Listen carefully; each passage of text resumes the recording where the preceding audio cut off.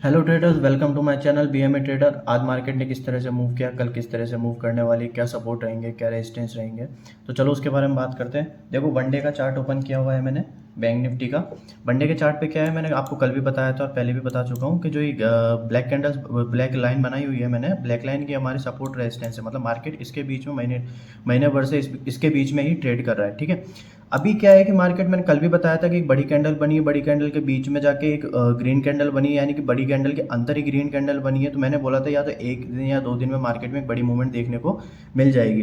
But अभी क्या हुआ है, मार्केट ने दोबारा आके ये जो बड़ी कैंडल बनी हुई थी, जो हमारी ये बड़ी कैंडल दिख रही है आपको, ये जो बड़ी कैंडल है हमारी, उसके बीच में ही मार्केट ने क्या किया है, दोबारा आके ये जो बड़ी कैंडल है, देखो ये वाली बड़ी कैंडल के बीच में ही मार्केट ने आके क्या किया है, दोबारा क्लोज किया है। मतलब उसको उसको न तो क्रॉस किया है उसने ऊपर की तरफ, नहीं नीचे की तरफ क्रॉस किया है। यानी कि हमारे इस जगह पे मार्केट दोबारा कंसोलिडेशन की फॉर्म में आ रहा है। यानी कि मार्केट यहाँ कंसोलिडेट होकर या तो नीचे की तरफ बहुत बड़ा बड़ी कैंडल्स के साथ ब्रेकआउट देने वाला है, या फिर ऊपर की तरफ एक बड़ी कैंडल के साथ ब्रेकआउट देगा। तो हम कब तक ब्रेकआउट को सही नहीं मानेंगे, तब तक नहीं मानेंगे जब तक ये जो बड़ी कैंडल दिख रही है हमको, बड़ी कैंडल के अंदर जो बनी है, बड़ी कैंडल का जो हाई ब्रेक नहीं होगा। यानी कि इस जो कैंडल का हाई है, जो हमारा 44,077, यानी 44,000 प्लस 77, यानी कि जब तक मार्केट इस वाली कैंडल का हाई ब्रेक नहीं करेगा और इसके ऊपर सस्टेन नहीं करेगा, देन उसके बाद तभी मार्केट हमारी एक कैंडल के साथ ऊपर जा सकता है। तब जाके या तो वो 44,500 पे रेजिस्टेंस लेगा, या फिर वहाँ पे दोबारा कंसोलिडेशन की फॉर्म में आके ऊपर की तरफ ब्रेकआउट देगा। देखो, अगर इतनी बार कंसोलिडेशन हो चुका है तो मार्केट में क्या है कि अब उसको क्रॉस करना बहुत जरूरी है। तो एक बार मार्केट जब इस वाले जोन के आसपास आएगा, यानी 43,800 के आसपास आएगा, तो हो सकता है मार्केट यहाँ से ही कंसोलिडेशन चालू कर दे और कंसोलिडेशन के साथ मार्केट दोबारा एक ब्रेकआउट के साथ ऊपर निकल जाए। ठीक है, तो अभी क्या होने वाला है, अभी केवल नीचे की तरफ आप ये देखो कि मार्केट कंसोलिडेशन फॉर्म में है। अगर मार्केट ब्रेकआउट करता है तो मैंने आपको लेवल्स बताए भी थे कि नीचे की तरफ हमारा टारगेट जाने वाला है 42,700 के आसपास टारगेट जाने वाला है। यानी कि तब तक हमको कोई नहीं रोकने वाला है। हाँ, बीच में एक छोटा सा सपोर्ट बन सकता है हमारा 43,000 पे। उस जगह पे जाके थोड़ी क्वांटिटी या तो कम कर देना, या फिर अपने मनी मैनेजमेंट के हिसाब से एसएल को शिफ्ट कर देना। तो उससे क्या है कि आपका जो प्रॉफिट है वो बना रहेगा और आप नेगेटिव में एग्जिट नहीं करोगे। ठीक है, अगर इसी जगह मार्केट यहाँ से बाउंस बैक लेके ऊपर जाता है तो या तो रेजिस्टेंस करेगा या फिर साइडवेज होकर ऊपर की तरफ क्रॉस करेगा।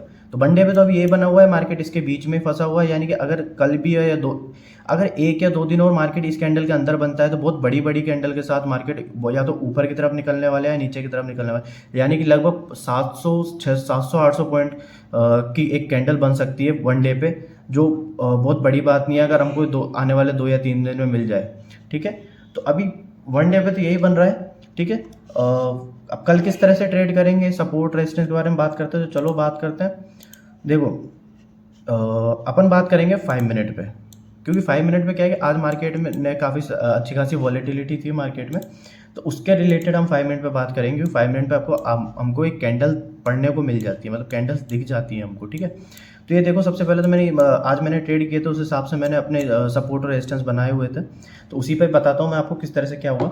मार्केट ने क्या किया, सबसे पहले एक गैप अप ओपनिंग दी। गैप अप ओपनिंग कर देने के बाद इसने क्या करा, इवनिंग स्टार बनाया। ये क्या बनाया, इवनिंग स्टार, जिसको इन्वर्टेड वो हैंगिंग मैन भी बोल सकते हैं, बट इसको इवनिंग स्टार इसलिए बोलेंगे क्योंकि इसकी बॉडी छोटी है। और इसको हैंगिंग मैन भी बोल सकते हैं, हैंगिंग मैन भी है। अच्छा खासा हैंगिंग मैन बना हुआ है, क्योंकि बहुत अच्छा पैटर्न भी बोलते हैं। बट इस पैटर्न को तब हम बोलेंगे जब ये पैटर्न इसके हाई को ब्रेक करके यहाँ बनता, कहीं ऊपर इस जगह पे कहीं ऊपर बनता। ठीक है, यानी कि यहाँ कहीं ऊपर बनता है, इस जगह पे हाई पे, इसके हाई के ऊपर। बट इसने क्या किया, इसके नीचे बनाया। तो मैंने आपको पहले भी बताया था, कल की वीडियो में बताया था, जो संडे को पोस्ट करी थी मैंने, निफ्टी बैंक निफ्टी एनालाइज की वीडियो।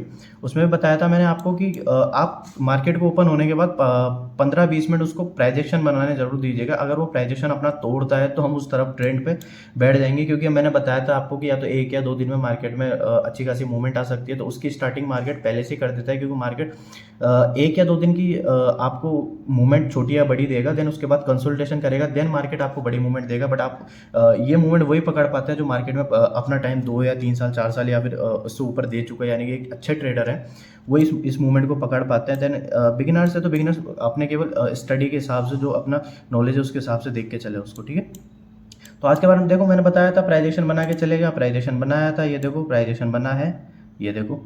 देन उसके बाद इसने अपना प्राइजेशन तोड़ा है। तो मैंने बोला था जब भी प्राइजेशन ये तोड़े तो आप समझ लेना मार्केट उस तरफ मूवमेंट करने वाला है। ठीक है, तो कोई ना, अगर आपने किया है तो बहुत अच्छी बात है, अगर नहीं किया है तो आगे कर लेना, कोई दिक्कत नहीं है, ठीक है। तो अब बात करते हैं, अब कल अभी देखो मार्केट ने क्या किया, 11 बजे तक तो वन साइडेड मूव दिया, देन उसके बाद इसने कंसोलिडेशन फॉर्म में आ गया था मार्केट, ठीक है। अब कल के लिए हमारे पास इंपॉर्टेंट सपोर्ट और रेजिस्टेंस क्या रहने वाले हैं, तो उसके बारे में बात करते हैं। वो 15 मिनट पर बात करेंगे, क्योंकि जो हमारे रेजिस्टेंस और सपोर्ट है वो 15 मिनट पर अच्छे काम करते हैं। 5 मिनट पे तो हम केवल ट्रेड कर सकते हैं, लेकिन जो हमारे रेजिस्टेंस और सपोर्ट है वो 15 मिनट पर अच्छे काम करते हैं, क्योंकि उस टाइम पे मार्केट थोड़ी अच्छी कैंडल 15 मिनट की कैंडल होती है, वो अच्छी वनडे के लिए बहुत बढ़िया कैंडल होती है, ठीक है। अगर आप 1 आवर 30 आवर सब पे बना सकते हो, बट 1 आवर 30 आवर बनने में मार्केट में अभी देखो आप मार्केट 6 to 7 आवर्स खुलता है। अगर आप 1 आवर पे लेके चलते हो तो 7 कैंडल्स बनेगी, यानी कि आप कोई कैंडल पे पैटर्न पे ट्रेड लेते हो तो आप केवल एक दिन में एक ट्रेड भी लेना बड़ा मुश्किल हो जाएगा, क्योंकि मार्केट कभी भी एक पैटर्न के साथ ऊपर या नीचे नहीं जाता है, वो कंसोलिडेशन फॉर्म में भी आ जाता है, ठीक है। तो 15 मिनट हमारे लिए बेस्ट रहता है। अब देखो कल के लिए क्या है, देखो मार्केट जहाँ क्लोज हुआ, मार्केट क्लोज हुआ हमारा 43,644 के आसपास, ठीक है। अब यानी कि 44 पे अगर मार्केट यहीं कहीं आसपास खुल जाता है तो एक ऊपर रेजिस्टेंस बना हुआ है छोटा सा, जहाँ से मार्केट ने दो या तीन या 4 बार 5 बार 6 बार काफ़ी बार इसने यहाँ से क्या किया, रेजिस्टेंस सपोर्ट लिया है। तो मार्केट यहीं कहीं आसपास खुलता है, ठीक है। खुलने के बाद मार्केट या तो कंसोलिडेशन करेगा, अगर कंसोलिडेशन करने के बाद नीचे की तरफ आता है तो नीचे की तरफ हमारे पास सपोर्ट लेवल पहले से तैयार है, जो सबसे बड़ा सपोर्ट लेवल है हमारे लिए। इस सपोर्ट लेवल पे जो हमारा बना हुआ है 43,450 450 से 43,400 के बीच में, यानी कि 500 से नीचे की तरफ 50 पॉइंट नीचे की तरफ बना हुआ है हमारा, ठीक है। तो यानी कि मार्केट यहाँ आके कंसोलिडेशन करता है, तो मार्केट का पता है अगर ये जो सपोर्ट जोन बना हुआ है हमारा, इसके आसपास आके मार्केट कंसोलिडेट करता है, देन ब्रेकआउट देता है, तो वो ब्रेकआउट हमारे काम का है। अदरवाइज मार्केट एक वन साइडेड ब्रेकआउट देता है, तो वन साइडेड ब्रेकआउट कहीं ना कहीं जाके हमारा दोबारा कवर होने वाला है, और वो कवर हमारा कहाँ से हो सकता है, वो हमारा कवर हो सकता है या तो 43,000 के आसपास जाके, क्योंकि जो हमारा पैटर्न बना हुआ है वो 43,644, यानी जो हमारा क्लोजिंग है 644 पे है, और हमारा जो नेक्स्ट सपोर्ट लेवल बना है 43,000 पे बना है, यानी कि लगभग 450 पॉइंट का 400 पॉइंट का गैप बना हुआ है। तो यानी 400 पॉइंट का बैंक निफ्टी के लिए वन साइडेड मूवमेंट अच्छी मूवमेंट होती है, देन उसके बाद मार्केट थोड़ा कंसोलिडेट होता है तो बेटर होता है। अदरवाइज वन साइडेड मूवमेंट इस तरह की 600-700 पॉइंट वन साइडेड मूवमेंट तो हमको केवल इवेंट्स पे देखने को मिल सकती है, जैसे कि अगर बजट आ रहा है या फिर क्राइसिस आ रही है या फिर कोई बैंक से रिलेटेड कोई बहुत बड़ी न्यूज़ आई जिसमें बैंक पूरा इफेक्ट कर रहा है, तो इस तरह की न्यूज़ हमारे इफेक्ट कर सकती है। अदरवाइज छोटी मोटी न्यूज़ हमारे लिए कोई इफेक्ट नहीं डालती है। तो अभी देखो केवल कंसोलिडेशन करता है, इधर कंसोलिडेशन करने के बाद नीचे की तरफ ब्रेकआउट करता है, यानी कि इस तरह से अगर ये कंसोलिडेशन करता है इधर आसपास इस पॉइंट पे आके और नीचे की तरफ ब्रेकआउट करता है, तो हम उस ब्रेकआउट पे बैठेंगे और हमारा फर्स्ट टारगेट रहेगा 43,000, देन सेकंड टारगेट रहेगा 42,000। अभी बताता हूँ, सॉरी वेट, जो बताया हुआ है आपको मैंने पहले भी, एक बार वो चेक कर लेते हैं अपन आपकी मेमोरी के लिए।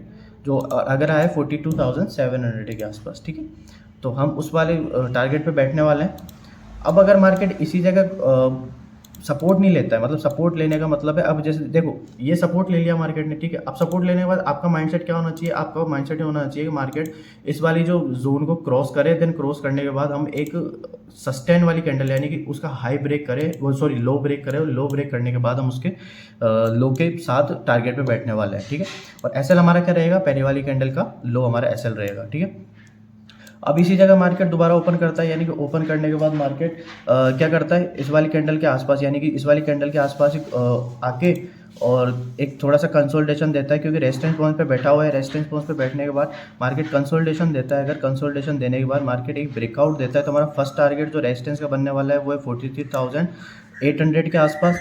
देन सेकेंड टारगेट हमारा बनने वाला है 44,150 के आसपास, यानी कि हमारे दो टारगेट बन रहे हैं। हमारा फर्स्ट टारगेट बन रहा है 43,800 के आसपास एंड 42 सेकेंड टारगेट है 44,155 के आसपास। देखो हमारे पास एक बड़ा रेजिस्टेंस पॉइंट पहले से बना हुआ है जो हमेशा काम कर रहा है, वो 44,155 से 44,250 पे बना हुआ है, क्योंकि ये जो हमारा रेजिस्टेंस लेवल है हमेशा काम कर रहा है रेजिस्टेंस लेवल, ठीक है। तो आप केवल ये देखना, देखो सिंपल सी बात देखने की होती है, देखो सिंपल सी बात देखने की होती है। फर्स्ट तो ये देखो मार्केट कहाँ ओपन हो रहा है, अगर मार्केट कल के क्लोजिंग के आसपास ही ओपन हो रहा है तो सबसे पहले ये देखो वो मार्केट प्राइजेक्शन के साथ ऊपर जाएगा। अगर मार्केट प्राइजेक्शन के साथ ऊपर जा रहा है तो हमारे लिए बहुत अच्छा ट्रेड बनने वाला है। अगर मार्केट गैप अप या गैप डाउन ओपन होता है तो गैप अप गैप डाउन ये देखो अब वो रेजिस्टेंस पॉइंट पे ओपन हो रहा है या फिर सपोर्ट पॉइंट पे ओपन हो रहा है। यानी कि अगर गैप अप होगा तो वो रेजिस्टेंस पॉइंट पे ओपन हो रहा है और गैप डाउन होगा तो वो सपोर्ट पॉइंट पे ओपन हो रहा है। ठीक है। अब अगर वो जैसे मान लो गैप अप हुआ यानी कि मैं मान के चलता हूँ मार्केट अभी 44,000 पे और हमारा मार्केट ओपन होता है 44,600 पे और मार्केट हमारा ओपन होता है 43,800 पे, यानी कि लगभग 200 पॉइंट का गैप हुआ हमारे लिए। अब 200 पॉइंट के गैप पे ये रेजिस्टेंस लेवल बना हुआ है हमारे लिए। ठीक है, ये रेजिस्टेंस लेवल बना हुआ है हमारे लिए।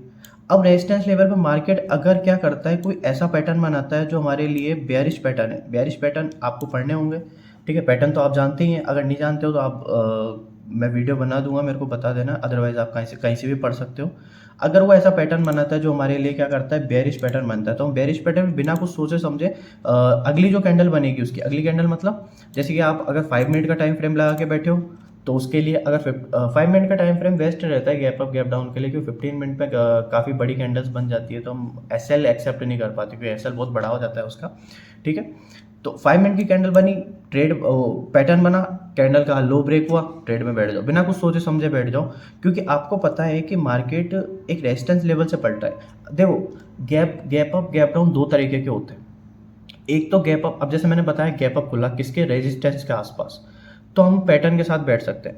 अगर मार्केट गैप अप खुलता है बट उधर आसपास कोई रेजिस्टेंस पॉइंट ही नहीं है तो हम बैठ ही नहीं सकते मार्केट में, क्योंकि मार्केट का कोई मूवमेंट का पता नहीं है। मार्केट या तो वहाँ से ही प्राइजेशन बना के ऊपर निकल जाए, कोई पता नहीं है, और अगर मार्केट वहीं से घूम के नीचे की तरफ आ जाए तो पता नहीं। अब इस तरह की ट्रेड करना एक गैम्बलिंग हो जाती है जिसमें आपको कोई पता नहीं है मार्केट किस तरफ जा रहा है किस तरफ नहीं जा रहा है। तो इसी तरह से अगर गैप डाउन खुलता है, गैप डाउन मतलब मार्केट यहाँ कहीं हमारा 44,400 के आसपास खुलता है कहीं, या फिर 44,500 के आसपास खुलता है। ठीक है, तो यहाँ पर कोई अगर पैटर्न बनाता है यानी कोई बुलिश पैटर्न बनाता है तो थोड़ा यहाँ वेट करेंगे, क्योंकि हमारे पास जो कैंडल बनी हुई है हमारे पास, हाँ वन डे पे आप ट्रेड ले सकते हो यानी कि आप 100 150 200 पॉइंट का ट्रेड ले सकते हो। एक पैटर्न बनेगा, पैटर्न बना, पैटर्न के बाद आप हाई ब्रेक होने दीजिएगा।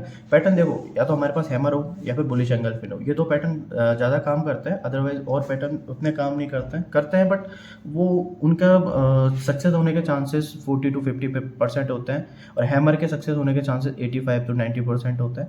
ठीक है, तो हैमर बेस्ट पैटर्न होता है हमारे लिए सपोर्ट और रेजिस्टेंस पे। ठीक है, तो अगर हैमर बनता है और उसका हाई ब्रेक होता है तो ऊपर की तरफ बैठेंगे। और टारगेट्स देखो, टारगेट्स आपको बताए भी है मैंने, दोबारा मैं रिपीट कर देता हूँ। ऊपर के लिए हमारा फर्स्ट टारगेट है 43,800, जो सेकंड टारगेट है हमारा वो है 44,155 एंड जो थर्ड टारगेट है हमारा वो हमारा बना ही हुआ है 44,450।